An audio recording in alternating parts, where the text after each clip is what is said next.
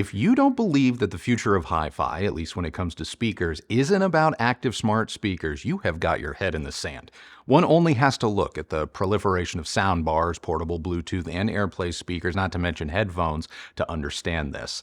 So what's a high-end brand like Focal gonna do? Well, make the most bonkers hi-fi Focal smart speaker ever. According to the folks at Focal, they look to luxury fashion brands like Hermes and Gucci for design inspiration for the Diva Utopia's hard gray felt shell exterior, giving you, a modern brutalist take on what the future of Focal could hold. Now, the inner workings of this wireless three-way bass reflex active tower speaker takes some of the DNA found in Focal's passive Scala Utopia Evo and combines it with the power and electronics from Name. Speaking of Name, it was the design team behind their classic series of components that were at the helm of powering the Divas. And you'll find 4 side-mounted 6.5-inch woofers, a 6.5-inch mid-range, and a single pure beryllium inverted dome tweeter powered by Name's internal Class AB amplification, totaling 400 watts of power per speaker, with a reported response of 30 Hz to 40 kHz and a maximum SPL of 116 decibels. Now, on the back of the primary speaker is where you're going to find all the connections for the rest of your associated equipment. Connections like Ethernet and USB 2.0 ports, RCA analog input and optical input, and HDMI with eARC and CEC support. Now, you can cut down on cable clutter by using any number of wireless options, such as Wi-Fi, Bluetooth, AirPlay, or Google Cast, or access your favorite streaming services using the Focal Name app, which opens the Diva up to platforms like Spotify or Tidal Connect, Qobuz, Qplay, and Internet Radio. Now, disappointingly, however, is the lack of native support for services like Apple, Amazon Music, or Roon. Now, despite these things weighing 141 pounds each, the Diva Utopia is one of the most installation-friendly speakers I have ever encountered. The unboxing procedure is genius. Thanks to the inclusion of 360-degree wheels just below the speaker's substantial aluminum base, each speaker simply just rolls from its carton with very little effort.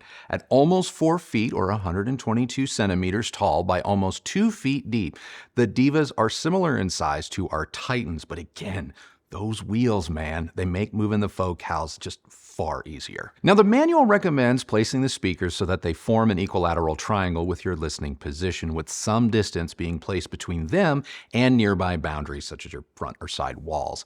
Now, Focal doesn't specify the exact distances they recommend for best results, though they do suggest making sure that the tweeters rest in relative alignment with your seated ear height.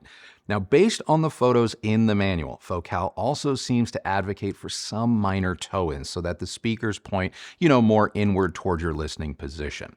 So in our room, I had the Divas approximately 10 feet or a little over 3 meters apart, 4.5 feet between their outer edges and our side walls, with roughly 18 inches of space between them and our front wall. Once you find a spot for the Focal that's going to work for you, it is recommended to swap the speaker's wheels out for the included spikes. But since the Divas are only on loan for the purposes of this review, to keep our floors protected and to just make testing the speakers easier on myself, I left the wheels on. Now, to get the Divas connected to your home's network, you'll need to download the Focal Name app. This will also let you access your locally stored music and popular music services. Since the Focals have an HDMI connection, I connected the Divas to our Sony X90L TV, and I used our Apple TV 4K to watch TV shows and movies. And this setup also let Christy use her preferred streaming service, Apple Music, more easily. And thanks to the speaker's CEC support, our Apple TV remote took over control of the Focals, which streamlined just the whole user experience. The Divas also come with a remote, which, by the way, is the same remote most Name electronics use if you decide not to take advantage of its HDMI and CEC capabilities. Moving on to Focal's version of room correction known as ADAPT, or Adaptive Acoustic Personal Tuning. While ADAPT does rise to the standard of room correction or higher level adjustment beyond, say, typical tone or balance control, it's not as automated as I was expecting. After entering your speaker's distances and proximity to boundaries, the Diva will play a series of tones, a reference tone, followed by a test tone, and then the reference tone again. The idea is you need to match the test tone with the reference tone manually, which isn't always the easiest thing to do, especially without an SPL meter or microphone, which is something Name advertises isn't necessary. While technically, yes, you can do your best to match the tones and even come away with a pleasing sound using Adapt. If you're hoping for the precision of something like, say, Dirac, backed up by measurements, that's not an option here. Thankfully, the Diva's in-room response is respectable without any adjustments. In our room, the bass began to rise around 200 Hz, peaking around 40 Hz before rolling off, reaching a maximum in-room extension in the mid-20 Hz region. The mid-range is mostly linear throughout, and the treble remains consistent until it too starts to roll off around 10 kHz. When it comes to the Diva Utopia's sound, about the only thing I was interested in was seeing just how close they could come to what is still very much among my favorite listening experiences with the Focal Diva Utopia Color Evos. Well, one thing is for sure, as impressive as the bass is on those smaller Diablo Utopias, the Divas are on a whole other level. While the Divas are not technically full range, I could never hit a true 20 Hz in room at reference volumes. I doubt I would have noticed without using, a microphone in order to measure. So while the Divas don't reach the low frequencies like the SVS SB17 or the more expensive BEOLAB 90, the Focal speakers still effectively pressurize the room with low, controlled, and punchy bass. On several occasions, I even experienced that concussive pressure wave, likely due to the speaker's front-facing downward port, which is built in to the speaker's bass. While the Divas had solid grunt and punch, I have heard more textural and nuanced bass from other speakers like Bang & Olufsen. Even our SVS Titans, like the Focals, will play down to around that mid-20 Hz region. Now, the Titans don't pressurize the room quite the same way the Focals can, but for 1/10 the price, it's something I can live with. And while I was more than satisfied with the Focals bass, I never once felt that I needed more. If you're a bass head and can't pass up the opportunity to adjust or tune those bass frequencies within an inch of perfection, you may not be 100% satisfied with what Focal delivers. And since there's no subwoofer output, you can't add a sub to the Divas either. This speaker's best attributes are its mid-range and treble. The Diva's mids and highs exhibit extraordinary resolving power and clarity without sounding artificial. While listening to music by Troye Sivan and Billy Joel, I noticed greater definition and separation in their mixes between both the artist's lead and backing vocals. I even found a fourth layer in one of Sivan's mixes that I just never noticed before. To me, the Diva was clear and articulate while still sounding natural, and this detail extended to movies and other content as well. Dialogue was intelligible while remaining natural, matching the actors on screen. Watching the end of the film Rounders, I found John Malkovich's dialogue just more gruff and nuanced than I recall hearing through past speakers, and it was just so much fun that I watched the final chapter of that film twice. And while I've heard some classify the Focal sound as bright or lively, I didn't find the beryllium tweeter used on the Divas to be harsh or fatiguing. Extended? Yeah. Detailed? You bet, but always composed, even at loud volumes, delivering what I believe to be in the mix. For example, instruments like cymbals and horns, they sound as they should, which on older recordings could even be a bit brash or livelier and more present. Through lesser tweeters, this can get to be too much, whereas the Diva's tweeter, it just has that more finesse, more so than I even recall from the Color Evos some years ago. As for soundstage and dynamics, the Diva more closely resembles a perfectly amplified pair of passive speakers rather than the out-of-body spatial experience like what we just had with the BEOLAB 90s. The Diva soundstage has good width and depth with very solid and dimensional center imaging, but it isn't as three-dimensional as the 90s, or as good as what I recall hearing from the Diablo Color Utopias we reviewed back in Austin. The sound stays in relative alignment with the speaker's front baffles and extends far out to the sides, recessing back without really stepping forward or becoming enveloping the way some speakers like the 90s can. Now, dynamically, the Divas are exceptional, able to start and stop with relative ease thanks to their internal amplification.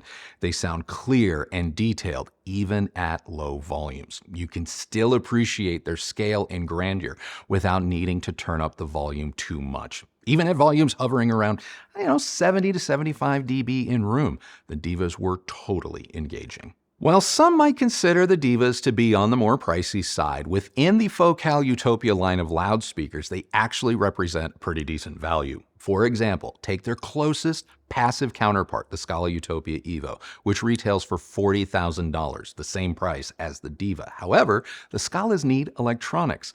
If we pair the Scala Utopia with comparable name classic components like those found in the Diva, this adds another 20 grand to the overall cost, give or take. You may still find the price of the Divas objectionable, or you could decide to go a completely different route within the Focal brand. But when you consider the facts, I don't believe Focal is taking advantage of their customers by pricing the Divas the way they have. But no matter how you slice the numbers, there are a few things worth noting before potentially placing your order. For starters, when it comes to the connection options and adjustability, either on the speaker itself or through the app, the Divas lack some features the competition offers. You get more flexibility, including a subwoofer output complete with bass management and broader app support from the KEF LS60 wireless, which retails for a whopping $35,000 less. While the LS60 will have a vastly different sound, one thing that we didn't run into with the KEF was the HDMI CEC issues we experienced while testing the Divas. While connected to our Apple TV and Sony TV, on more than a few occasions, the Divas would power off unexpectedly. This occurred when switching, say, between apps or albums within apps on our Apple TV, ultimately producing no sound, thus failing to communicate with our Sony TV upon powering the speakers back up, unless we powered down the whole system and turned it all back on as one again. Now, this is a minor annoyance and maybe not wholly the fault of the Focals. Nevertheless, we didn't run into this issue with the Bang & Olufsen BEOLAB 90s, nor did we note this issue with any of our powered KEF speakers that we reviewed. Additionally, and similar to my experience with the Name Classic series of electronics, the Divas had a subtle but noticeable noise floor at idle, and I could hear it from my listening position. Turning the speakers on and off confirmed that it was the Divas and not my imagination. Now, Christy was not bothered by this, as I believe it was probably mostly, if not entirely, inaudible to her. So depending on your sensitivity to things like this, your mileage may vary. Lastly, while I never experienced any issues using the Focal Name app when listening to Tidal or internet radio, when I attempted to adjust the adapt or room correction settings after the initial setup, the app and the speakers would crash. This happened every time, resulting in my having to unplug the speakers and plug them back in to resume normal function. Now, if you don't use the adapt portion of the app, or you don't plan on, continuing to play with the speakers like a reviewer might, after the initial setup, my guess is that you'll likely never encounter what I can only assume is a very fixable bug. So how do the $40,000 Divas compare to other similar products? Well, let's start with the KEFs I mentioned earlier. The LS60 is no doubt the more affordable option when shopping for a powered hi-fi speaker. And on paper, these two speakers are more evenly matched than one might expect. And if you are, feature or spec obsessed, the KEF may eke out the proverbial win. At everyday volumes below 80 dB in room, the difference between these speakers aren't as vast as one would think, and may even come down to just, your personal preference. At higher volumes, though, with peaks nearing or cresting 100 dB, the Focals will be the clear winner, as they can hit these volumes with just less strain and distortion and with more confidence. But if your day-to-day listening habits don't call for theater or concert-level volumes, I hate to say it, the KEF LS60 wireless is the better value. I mean, you even get different finish options with the KEF. Compared to the recently reviewed BEOLAB 90 from Bang & Olufsen, which is triple the price of the Focal, this is not a fair comparison, despite both speakers likely appealing to a more luxury-oriented clientele. The 90 is in a league all its own, and the Diva, while impressive in its ways, never once came close to upsetting the 90 or making me want to issue, any sort of retraction about my 90 review. Although the 90 is now a 10-year-old speaker, when paired with the BeoConnect Core, which can be discreetly hidden out of sight, it offers a far more complete audio experience. While the more fair comparison for the Diva would be the BEOLAB 50, I'd only be guessing since I've only heard those in dealer showrooms. Needless to say, if I get the opportunity to review the 50, believe me, I will circle back and fill you in. I think the Diva Utopia is actually a solid first outing. Focal has successfully captured many of the traits and experiences that I have come to expect from their costly Utopia line of products and combined it with much of the functionality and just ease of use I've experienced when using named products like the Unity Atom or Muso 2. Now, circling back to the Diablo Utopia Color Evo I mentioned at the top of this review. Man, I wish I still had those to do a true A/B because I still feel confident enough about that experience with the smaller ones to say that for me, it still represents the ultimate Focal experience.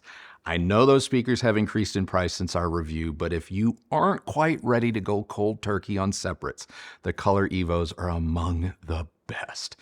All that in my rear view, the Divas got pretty darn close though. Their foundation is strong and I know it will only get better with time. I, for one, cannot wait to see where Focal takes this line in the future. So that's it. That is now my take on the Diva Utopias from Focal. What'd you guys think? Let me know down in the comments below. If I missed a comparison or you've got some really specific questions, you know what to do, and we will answer all of that in next week's Unplugged. But until then, remember, the only person who has to like the sound of your system is you. So happy listening, everybody. Thank you so much for watching. Hope you enjoyed the video, and until next time, take care and see you on the next video.